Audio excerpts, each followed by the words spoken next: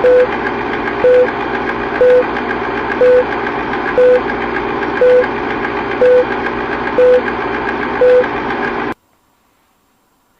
everyone, it's Thursday, March the 17th.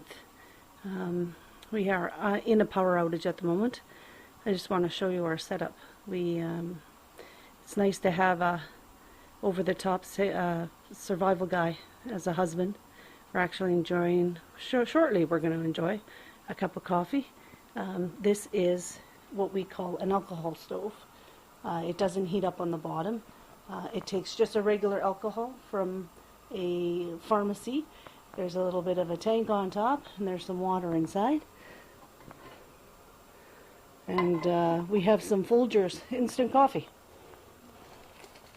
right there. So we're going to have some of that.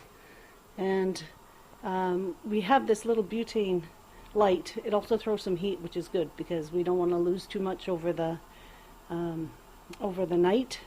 We actually had a power outage already, so we lost some of the heat in the store. So yeah, so just to let you know, my husband can be a little extreme and he's a lot of fun to watch, his videos and such, but this is one of the reasons why it's great to have a survivor on your side.